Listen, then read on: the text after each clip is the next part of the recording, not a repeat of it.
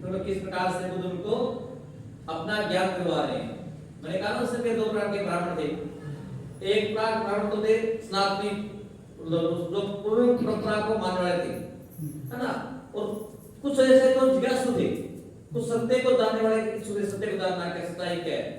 कुछ बातें थी जो ज्यों की त्यों मानने वाले थे। क्या थे? बातों को ज्यों की त्यों मानने वाले ब्राह्मण थे। तो कुछ ब्राह्मण ऐसे थे जो सच्चाई क्या है उसको खोजने वाले थे। सच्चाई क्या है, जिनमें बुद्ध के पास जो आए थे वो सारिपुत्र, मोदल्याण, ये वो ब्राह्मण युवा लड़के थे जो घर से सत्य की खोज में निकले थे। उस समय के जो ब्राह्मण लोग कर रहे थे, हवन कर रहे, यज्ञ करते थे, या आत्मा परमात्मा को मानते थे, परंतु सारिपुत्र मोदल्याण ने देखा कि होते हैं कि नहीं होते हैं, आत्मा परमात्मा है कि नहीं है। उन्होंने बात को जो को स्वीकार नहीं किया। उन्होंने कहा खोजेंगे। क्या करेंगे? खोजेंगे, देखेंगे कि है कि नहीं है। उन्होंने बात को जो को स्वीकार नहीं किया। जब वो बुद्ध के शरण में आए, पहले संजय किसे थे? बुद्ध के शरण में आए तो उन्हें सत्य का उन्हें पता चला। सच्चाई क्या है? बुद्ध कहता था ना तो आत्मा है, ना ही परमात्मा है, ना देव है, ना देवी है, ना कोई त्याग चमत्कार है ना, ना कोई स्वर्ग है, ना कोई नरक है। सारा काम किसका है? यहाँ पर विचारों का है। सारा काम किसका है? मन का है ना। अगर मन आपका प्रशिष्ट हो गया तो क्या हो जाएगा? आदमी का जीवन अच्छा हो जाएगा। हाँ, बुद्ध का धर्म है वो मानव के कल्याण के लिए है, मानव के कल्याण के लिए है। बुद्ध के धर्म का सेंटर कौन है? केंद्र बिंदु कौन है? मानव है। कौन है? मानव है। और मानव का सेंटर बिंदु कौन होता है? मन। क्या होता है? मन होता है। बुद्ध कहता है कि अगर व्यक्ति का मन सही हो गया, अगर मन विकसित हो गया, मन को प्रशिक्षित, मन की ट्रेनिंग हो गई, तो मन क्या करता है? फिर अच्छाई बुराई को पहचान लेता है और अच्छे बुराई को पहचानते वो अच्छे मार्ग पे चलता है। और अच्छे मार्ग चलने के लिए क्या करता है? वो अपना निब्बान का मार्ग चलता है, निब्बान प्राप्त करता है। निब्बान प्राप्त कैसे होता है? बुद्ध कहता है कि पंचशील का पालन करने से, अष्टांगिक मार्ग पे चलने से और 10 पारमिता का पालन करने से क्या होता है? आदमी निब्बान को प्राप्त करता है। निब्बान क्या है? कि मन आपका क्या रहेगा? हमेशा मन आपका खुशी में रहेगा, प्रसन्नता में रहेगा। जब आपका मन प्रसन्नता में रहे, उस स्थिति को बुद्ध ने क्या कहा है? निब्बान की अवस्था। क्या कहा है? उस अवस्था को बुद्ध ने निब्बान की स्थिति कहा है। जब आपका मन प्रसन्न रहता है, मन में विकार नहीं रहते, और वो विकार जब मिट जाते हैं, विकार किससे मिटते हैं? पंचशील का पालन करने से, अष्टांगिक मार्ग पे चलने से और 10 पारमिता का पालन करने से। हमारे अंदर जो विकार होते हैं वो क्या होते हैं? नष्ट हो जाते हैं, है ना। तो जब उनका पालन व्यक्ति करेगा तो व्यक्ति के मन में कैसे भाव आएंगे? अच्छे भाव आएंगे। अब विचार में दो तरह के बनते हैं, अच्छे विचार और बुरे विचार।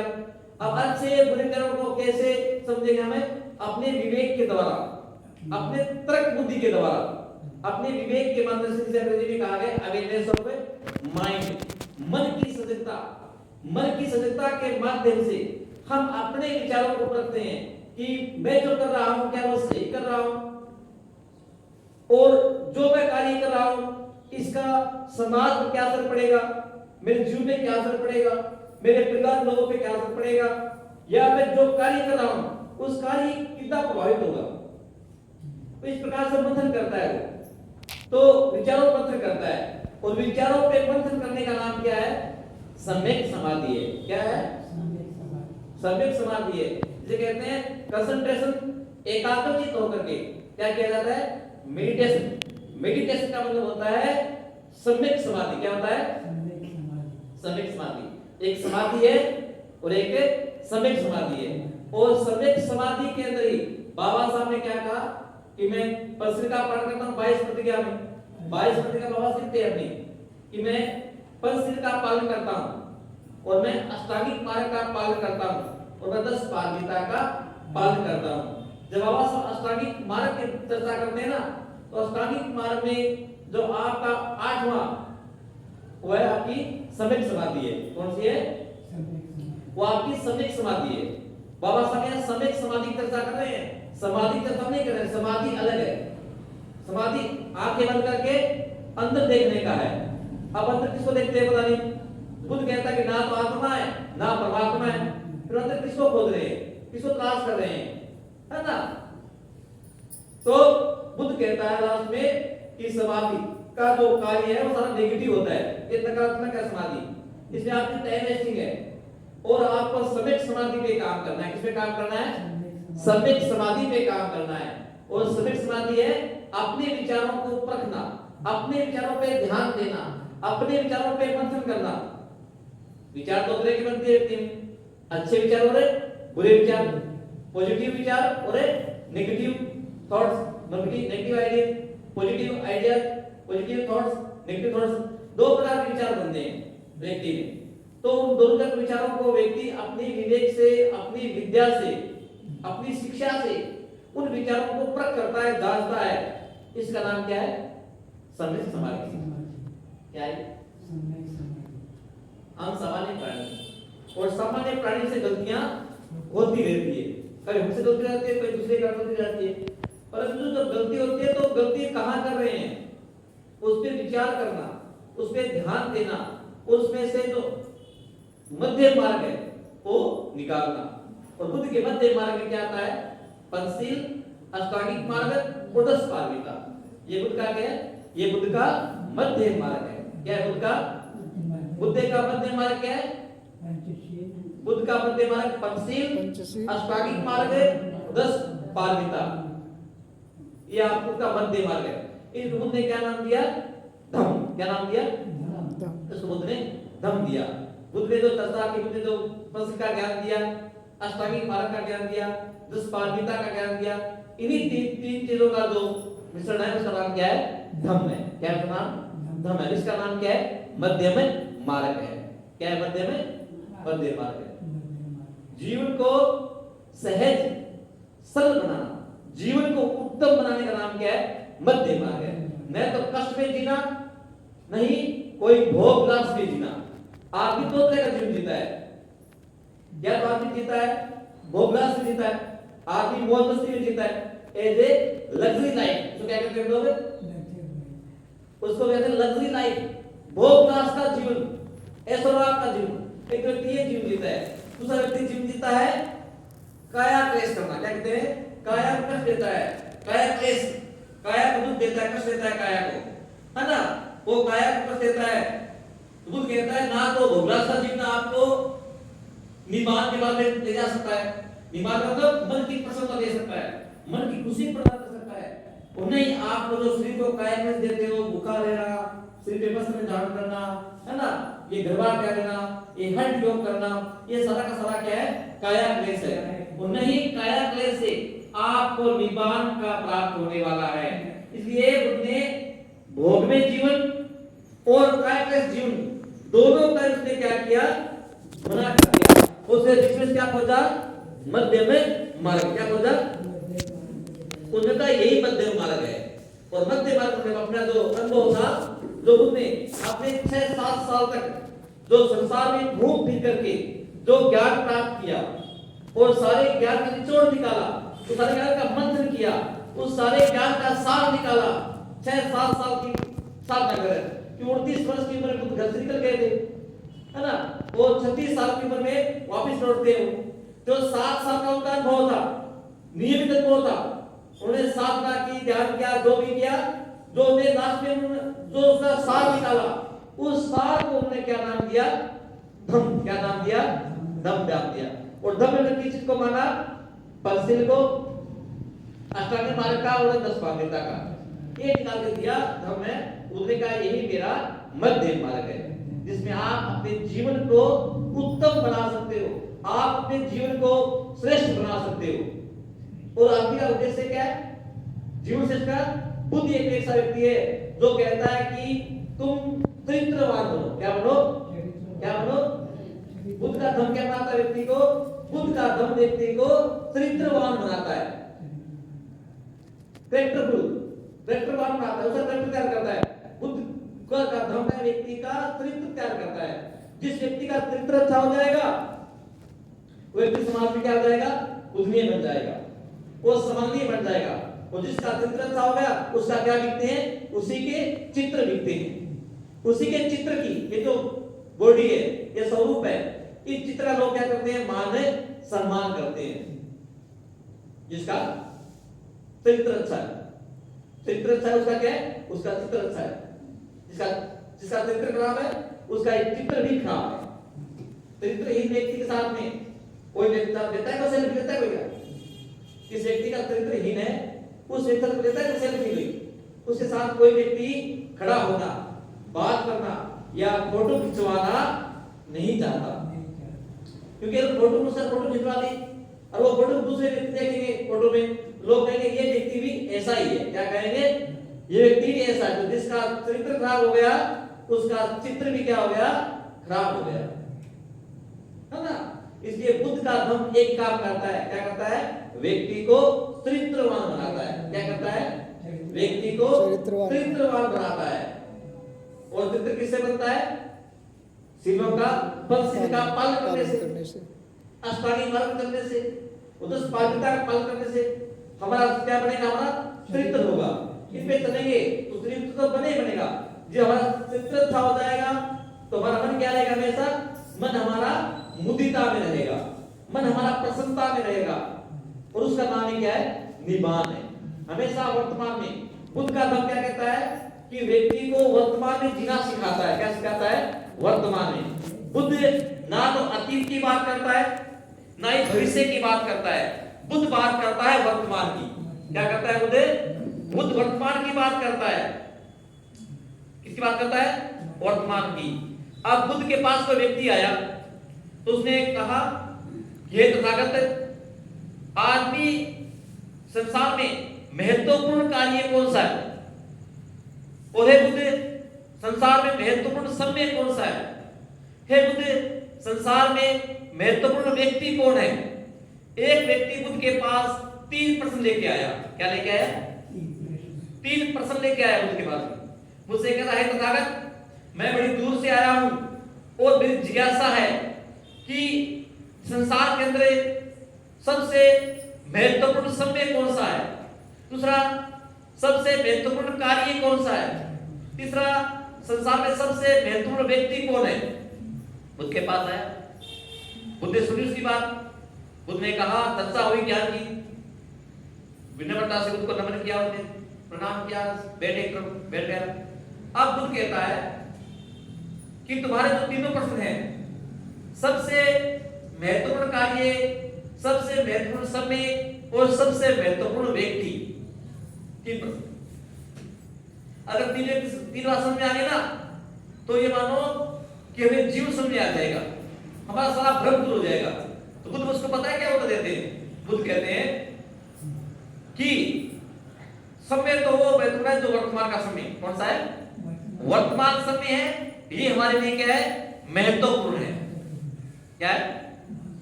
क्या महत्वपूर्ण क्या होता है? वर्तमान का समय महत्वपूर्ण है, नहीं तो भविष्य का नहीं, भूतकाल से हमारा कोई संबंध नहीं है। वर्तमान का समय हमारे लिए क्या है? मैं जिस तरह से आप मेरे पास बैठे हो, मैं पास बैठा हूं, इसमें हमारा समय चल रहा है। समय कौन सा है? हमारा वर्तमान का समय है। वर्तमान का समय हमारे लिए महत्वपूर्ण है। दूसरी बात, जो कार्य अब आप जो ज्ञान की चर्चा कर रहे हैं, ये जो ज्ञान का कार्य कर रहे हैं, ये ज्ञान का जो कार्य कर रहे हैं, अब चर्चा कर रहे हैं ज्ञान की, ये काम हमारे लिए क्या है? सबसे महत्वपूर्ण है। क्या है? सबसे महत्वपूर्ण है। और तीसरा प्रश्न कि महत्वपूर्ण व्यक्ति, अब जब अब इस समय तुम मेरे साथ हो तो तुम मेरे लिए महत्वपूर्ण हो और मैं तुम्हारे लिए महत्वपूर्ण हूं। इसलिए बुद्ध का धर्म किसको डिपेंड करता है? वर्तमान पर। वर्तमान में आप क्या कर रहे हो? वर्तमान में आपके साथ कौन व्यक्ति है? वर्तमान का समय कैसे चल रहा है आपका? बस वही महत्वपूर्ण है। 3 बात समझ में आ गई तो आपको क्या समझ में आ गया? आपका बुद्ध का धर्म समझ में आ गया। बुद्ध का धर्म किस पे डिपेंड करता है? वर्तमान में, और वर्तमान पे काम करता है। और वर्तमान किसका अच्छा होता है? किसका वर्तमान अच्छा होता है? वर्तमान में और वो कौन सा कार्य अच्छा कार्य कर सकता है, वर्तमान में कौन सा व्यक्ति उसके महत्वपूर्ण हो सकता है, ये सुनिएगा। वर्तमान उसी का अच्छा होता है जो व्यक्ति शीलवान है, जो व्यक्ति प्रज्ञावान है, जिस व्यक्ति में करुणा की भावना है, जिस व्यक्ति में मैत्री की भावना है। अब ये कहां से आती है?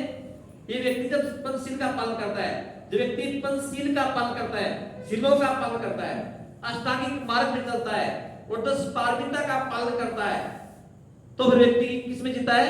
व्यक्ति निब्बान में जीता है। अब जब वो निब्बान में जीता है तो उसका मन क्या रहता है? मन मुदिता में रहता है, उसका मन प्रसन्नता में रहता है, और प्रसन्न मन से व्यक्ति होश में रहता है, व्यक्ति चेतना में रहता है।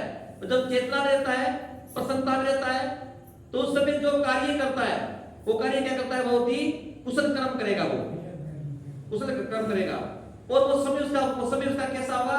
उसका समय भी कुशल समय होगा, और जिस व्यक्ति के साथ होगा व्यक्ति कैसा होगा? कुशल व्यक्ति होगा। इसलिए खुद के धर्म को समझने के लिए वर्तमान पे डिपेंड करता है। वर्तमान में जो काम कर रहे हो वो वर्तमान में आप किसके साथ में हो?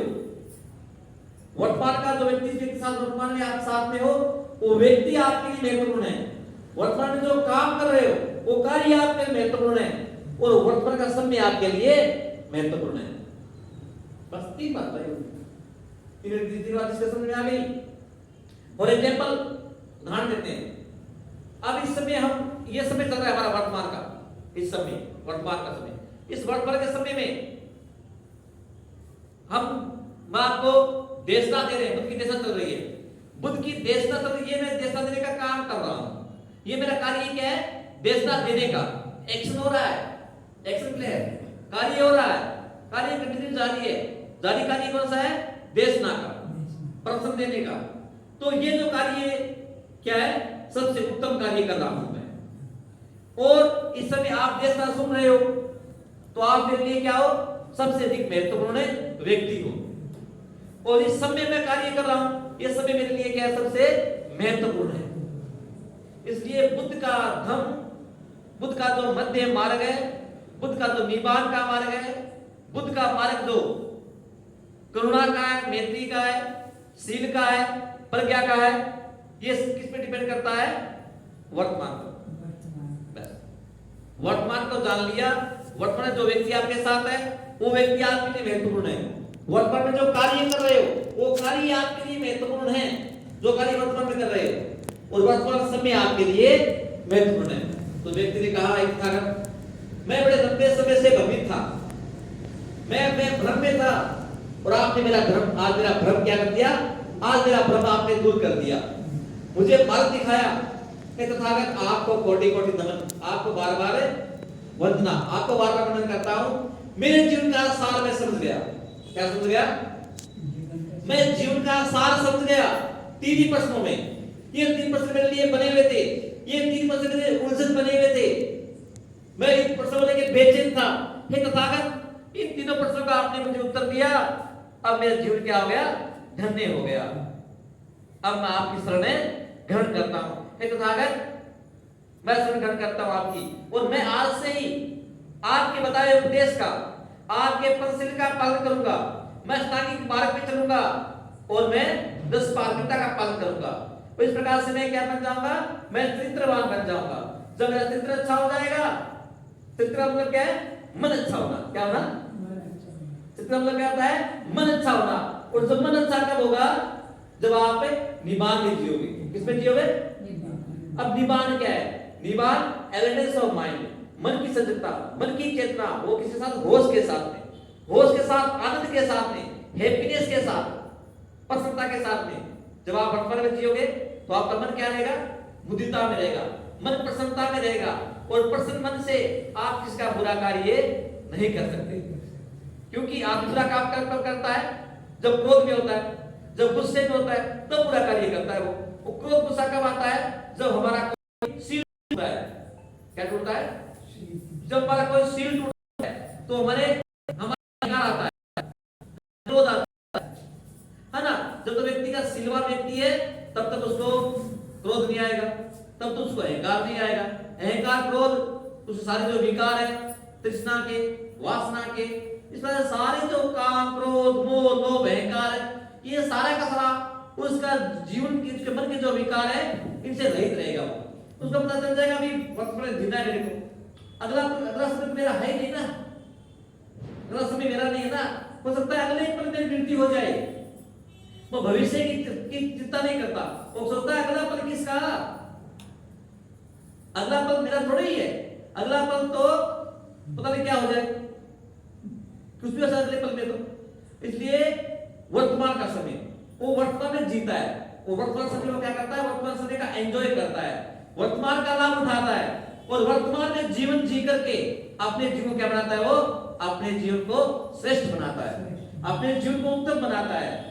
और उत्तम जीवन किसका होता है, जो व्यक्ति चरित्रवान होता है। चरित्रवान व्यक्ति का जीवन क्या बनता है, श्रेष्ठ बनता है। बुद्ध का धर्म व्यक्ति के जीवन को श्रेष्ठ बनाने का एक मार्ग है। बस व्यक्ति का धर्म क्या, बुद्ध का धर्म क्या है, बुद्ध का धर्म मानव के, मनुष्य के जीवन को श्रेष्ठ बनाता है, उत्तम बनाता है। अब जिसको उत्तम जीवन बनाना है वो किसका पालन करे, पंचशील का पालन करे, वो अष्टांगिक मार्ग का पालन करे, वो 10 पारमिता का पालन करे। इससे व्यक्ति शीलवान बनेगा, प्रज्ञावान बनेगा, और करुणा व्यक्ति दूसरे अपने आप ही आ जाती है। और इस अवस्था में कौन सा व्यक्ति कुशल कार्य करता है, कुशल कार्य कब करता है व्यक्ति, जो व्यक्ति निबान में जीता है। निबान कब होता है, वर्तमान में। निबान का संबंध भविष्य काल से नहीं है, निबान का संबंध भूतकाल से भी नहीं है, निबान का संबंध है वर्तमान से, प्रेजेंट से। निबान का मतलब क्या है, हैप्पीनेस ऑफ माइंड, मन की प्रसन्नता, मन की खुशी, मन की मुदिता, उसका नाम ही क्या है, निबान है। और मन की मुदिता, मन की प्रसन्नता कब होता है, वर्तमान में। हमारा वर्तमान में दुखी है और हम बात करते हैं निबान में जीने की, कब है, भविष्य की। तो ये बुद्ध का धर्म इस प्रकार के हमें अनुमति मिलता है। अगर ऐसा करते हैं तो हम क्या है, हम भूल में हैं, हम भ्रम में हैं। बुद्ध का धर्म कोई पूजा पाठ का नहीं है, कोई वंदना का नहीं है, कोई आरती विरती का नहीं है, कोई ध्यान साधना का नहीं है। बुद्ध का धर्म सम्यक समाधि का है। किसका है, सम्यक समाधि है विचारों की। आपके विचार अच्छे होंगे तो आप सम्यक वाणी बोलोगे, सम्यक कर्म करोगे, सम्यक आजीविका कमाओगे, सम्यक व्यायाम करोगे, सम्यक स्मृति होगी आपकी। ये डिपेंड किस पे करती है, सम्यक समाधि पर। सम्यक समाधि तो विचारों पे ध्यान देना, विचारों का मंथन करना, विचारों को देखना, अपने आप को ऑब्जर्व करना, अपने आप को पहचानना, अपने विचारों को पहचानना। ये कुछ कहता है कि देश काल परिस्थिति के अनुसार आपको कार्य करना है। लास्ट बुद्ध क्या कहता है, बुद्ध कहता है कि देश काल और परिस्थिति के अनुसार आपको कार्य करना है। उस समय आप किस क्षेत्र, कौन क्षेत्र में रह रहे हो, और जिस क्षेत्र, देश का मतलब क्षेत्र से है, उस एरिया से है, उस सेक्टर से है, जिस क्षेत्र में आप रहते हो, देश काल और समय को देखते हुए, परिस्थिति, हालात समय और क्षेत्र को देखते हुए आपको क्या करना है, आपको कार्य करना है ना। एक और हमारी मारवाड़ी दर्शन कहते हैं, जैसा देश वैसा भेष। लोगों ने ये कहा, जैसा देश वैसा भेष। इधर बुद्ध कहता है देश काल परिस्थिति को देख करके तुम्हें काम करना है। और कब कह रहे हैं, वर्तमान में। आदमी वर्तमान में होता है, वो देखता है मैं कहां पर हूं, ये क्षेत्र में, किस क्षेत्र पे हूं मैं, वर्तमान में। और वर्तमान में काल, वर्तमान समय कैसे चल रहा है, और वर्तमान में देश काल परिस्थिति और कैसा माहौल बना हुआ है, कैसा, उसके अनुसार तुम्हें काम करना है। वो कौन सा, वर्तमान में। बुद्ध का धर्म हमें वर्तमान में जीना सिखाता है। बुद्ध का धर्म हमें चरित्रवान बनाता है। बुद्ध का धर्म हमें निबान के मार्ग पर लेकर के जाता है, जो पाखंडवाद से रहित है, दिखावा से रहित है। आजकल क्या चल रहा है, दिखावा। आपके यदि पूजा पाठ में, कर्म कांड में, पाखंड में, इसमें बुद्ध का ज्ञान नहीं है। बुद्ध कोई व्यक्ति नहीं है, बुद्ध एक सत्य का नाम है। बुद्ध क्या है, एक सत्य का नाम बुद्ध है। बुद्ध कोई व्यक्ति नहीं है, एक सत्य का नाम बुद्ध है, एक सच्चाई का नाम बुद्ध है, एक पाखंड रहित का नाम क्या है, बुद्ध में कोई पाखंड नहीं है, कोई दिखावा नहीं है, कोई आडंबर नहीं है, उसका नाम क्या है? बुद्ध है। बुद्ध एक सत्यता का नाम है, बुद्ध स्थिति का नाम है, बुद्ध परिस्थिति का नाम है, बुद्ध एक यूनिवर्सल ट्रूथ है, सार्वभौमिक सत्य का नाम क्या है? बुद्ध है। ज्ञान का नाम बुद्ध है। ज्ञान का नाम बुद्ध। और ज्ञान कैसे बनता है? ध्यान करने से। ध्यान किसका? विचारों का। उसको कहते हैं मेडिटेशन। क्या कहते हैं? ध्यान करो। ध्यान किसका करना है? विचारों पे। अपने विचारों का ध्यान करो, विचारों को देखो। नहीं कहती क्या? घर से जब बच्चा जाता है घर से, तो उसकी आई, उसका पापा, उसकी बड़ा परिवार कहते हैं भाई ध्यान से चलना, ध्यान से जाना, ध्यान से आना, ध्यान से खाना खाना, ध्यान से बोलना। ये ध्यान क्या है? विचारों को देखते हुए, विचारों को नियंत्रण करते हुए, विचारों को समझते हुए चलना है, परिस्थिति को देखते हुए चलना है, हालात को देखते हुए चलना है। इसका नाम क्या है? ध्यान। इसका नाम क्या है? ध्यान से रहना, ध्यान से चलना, ध्यान से खाना खाना, ध्यान से सोना, है ना, ध्यान से बोलना, सारे काम ध्यान से करना। प्रत्येक बेटे को, बेटा स्कूल जाता है तो उसकी मम्मी कहती है कि बेटा ध्यान से स्कूल जाना, बेटा तो वेन में चढ़ो, गाड़ी में चढ़ो, स्कूल वेन में चढ़ो तो ध्यान से वेन में बैठना है, ध्यान से उतरना है वेन से। ये ध्यान क्या है? कंसंट्रेशन रखना है, एकाग्रचित्त होकर के। मेडिटेशन यानी कि ध्यान के साथ, यानी चेतना के साथ उस विचार को देखते हुए, उस विचार पर मंथन करते हुए, इसका नाम ध्यान है। आंखें बंद करने का, आंख के अंदर देखने का, शरीर में जो संवेदनाएं हो रही है, ये विपस्सना वगैरह, ये ध्यान नहीं है। इसका रिजल्ट नथिंग है। ये सारा क्या है? आडंबर है, पाखंड है, आज नहीं चल रहा है। बुद्ध का धम्म समझ में नहीं पा रहे, बुद्ध का धम्म क्या है? सारे बस ऐसे ही कर रहे हैं, सब ऐसे लगे हुए हैं, ये करो, वो करो, वो करो, क्या करो। अरे भाई बुद्ध ने कह दिया कि ना तो आत्मा है ना ही परमात्मा है, तुम अंदर किसको देख रहे हो, किसको खोज रहे हो? तो पहले से तुम्हें प्रकृति, तुम्हें इंसान बना दिया, तुम्हें मानव बना दिया, अब तुम मानव से क्या बनना चाहते हो? क्या तुम्हें मानव बना दिया, प्रकृति तुम्हें इंसान बना दिया, अब आपको जन्म मिल गया है। अब जो जन्म और मृत्यु के बीच का जो टाइम है, इसको हम क्या कहते हैं? जीवन। क्या कहते हैं? जीवन। जन्म से लेकर के मृत्यु के बीच का जो पीरियड है, जो एक काल है, ये टाइम है, इस टाइम को कहते हैं लाइफ। क्या कहते हैं? इसको जीवन कहते हैं। अब इस जीवन को हमें उत्तम बनाना है। क्या करना है? इस जीवन को उत्तम बनाना, जीवन को बढ़िया बनाना है। An excellent life, an excellent life, जीवन को श्रेष्ठ बनाना है। अब जीवन को श्रेष्ठ बनाना है तो क्या करना पड़ेगा? आपको बुद्ध का मध्य मार्ग पर चलना पड़ेगा। और बुद्ध का मध्य मार्ग क्या है? पंचशील का पालन, अष्टांगिक मार्ग का पालन करना और 10 पारमिता को अनुसरण करना, ये बुद्ध का मध्य मार्ग है।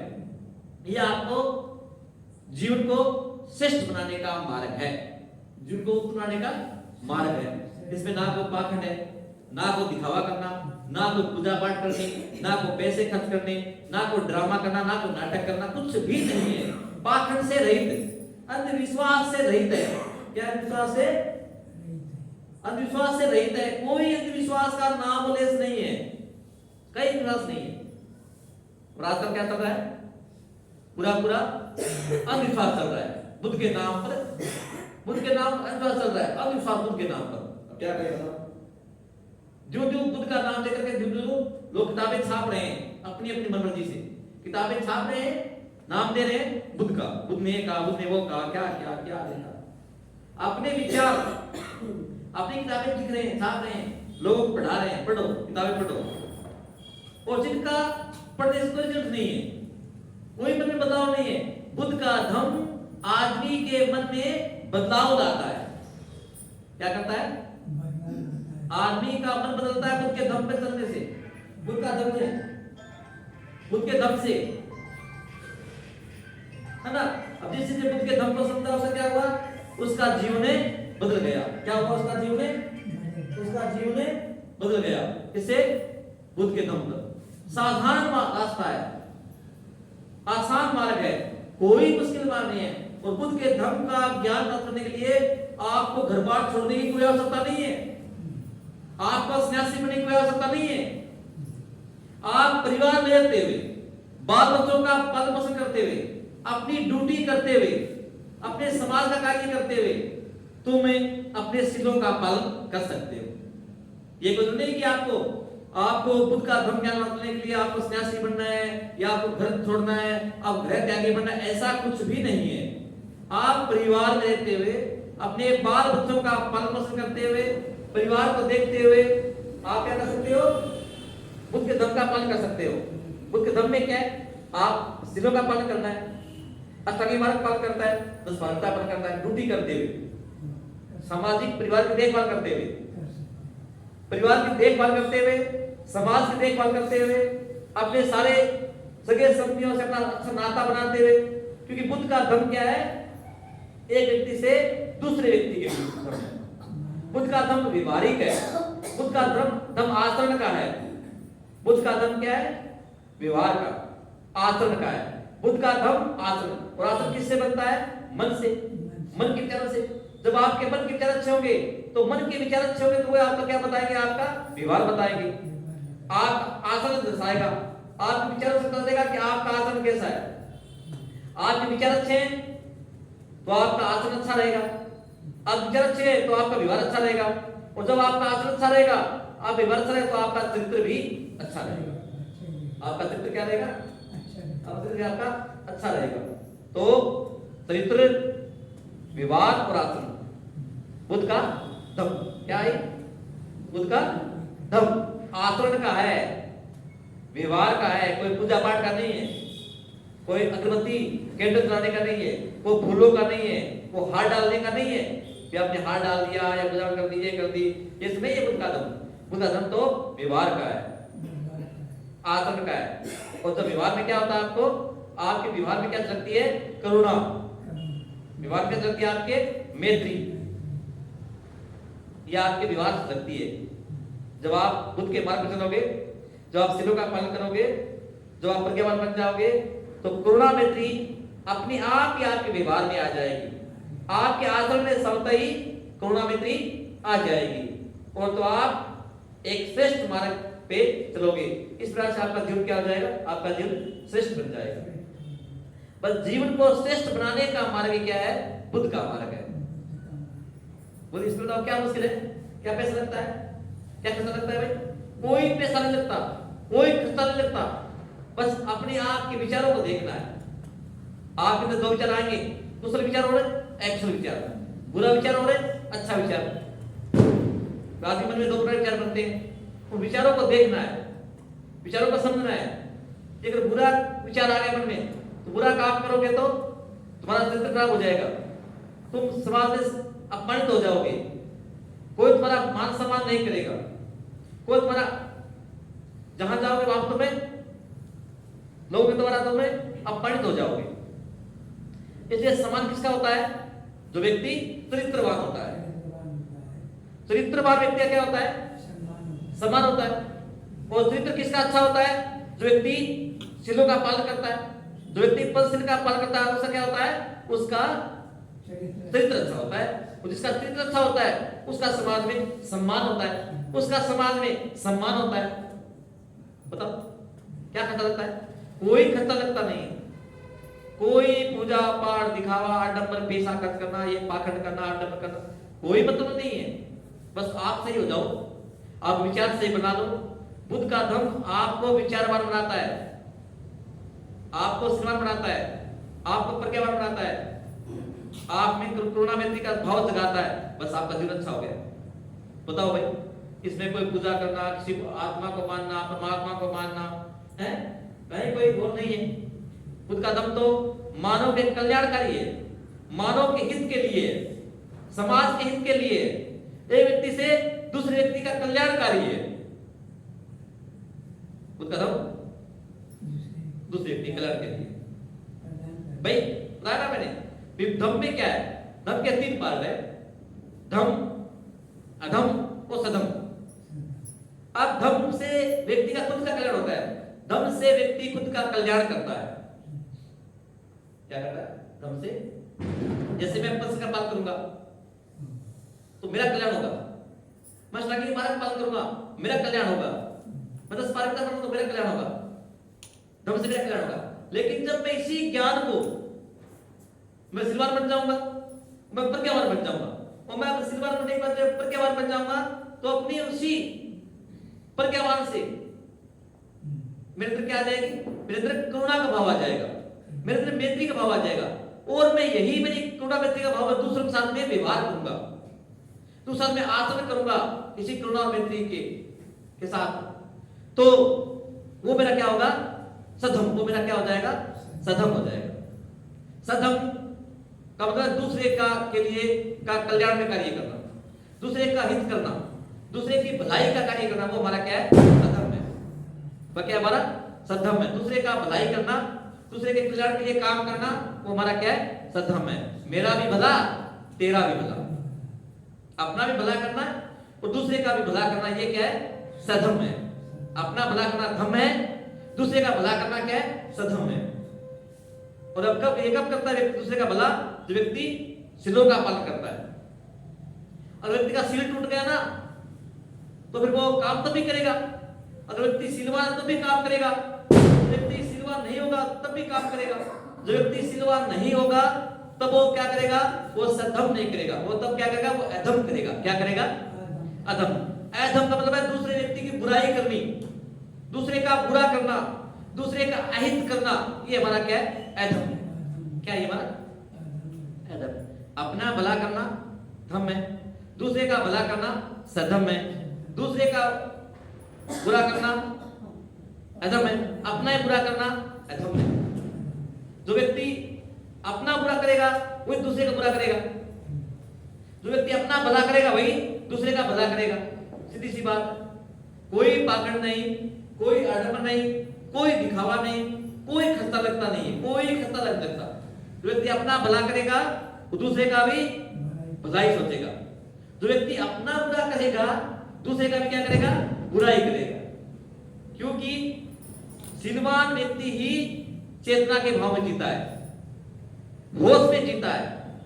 और जो व्यक्ति सीलों का पालन नहीं करता वो किस में जीता है, वो बेहोशी में जीता है। किस जीता है वो बेहोशी में जीता है, वो अचेतना में जीता है। और जब व्यक्ति अचेतना में कोई काम करेगा, जब व्यक्ति कोई बेहोशी में काम करेगा तो अच्छा कार्य कर ही नहीं सकता। वो क्या करेगा, वो कुशल कर्म करेगा। कुशल कर्म तो वो कर ही नहीं सकता क्योंकि उसको होश ही नहीं है। जब आदमी बेहोशी में काम करेगा तो अच्छा काम कैसे कर सकता है, वो कुशल काम कैसे हो सकता है उससे, तो वो तो व्यक्ति अकुशल कर्म करेगा। और ऐसा व्यक्ति क्या होता है, ऐसा व्यक्ति भावनाओं में बह जाता है। जब भावनाओं में बह के काम करेगा तो व्यक्ति कुशल काम कैसे कर पाएगा, वो भावनाओं में जाता है क्योंकि बात मंथन नहीं करता है। और जब भावनाओं में बह जाता है तो बाद में सोचता है, बाद में मैंने क्या कर दिया, मेरे से गलती हो गई। अब गलती हो गई तो होगा भाई, गलती करेगा तो क्या मिलेगी, सजा मिलेगी उसको। गलती की सजा तो भोगनी पड़ेगी।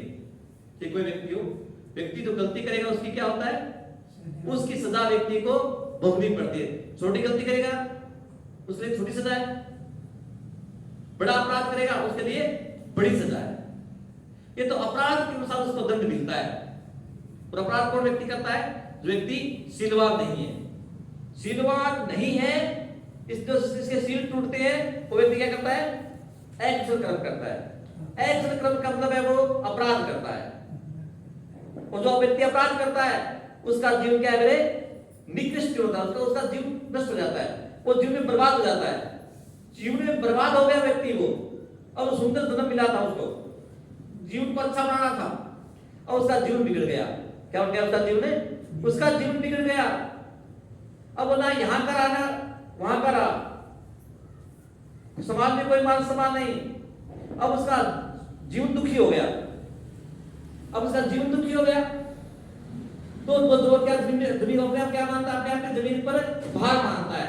जो व्यक्ति जीवन को जीवन की ऐसी अवस्था में व्यक्ति क्या करता है, ऐसी अवस्था में व्यक्ति आत्महत्या करता है। क्या करता है, व्यक्ति सुसाइड करता है। व्यक्ति आत्महत्या कब करता है, जब व्यक्ति अपने सीलों का पालन नहीं करता है, तो व्यक्ति सीलवान नहीं होता है। जो व्यक्ति सीलों का पालन नहीं करता है उसका सील टूटते रहते हैं, तो उन्हीं कारण के व्यक्ति दुखी हो जाता है। जो व्यक्ति दुखी हो जाता है वो अंदर से पीड़ित होता है, उसको शांति नहीं मिल पाती है, उसका मन शांत नहीं होता है और वो शांत यहां वहां शांति को तलाश करता है।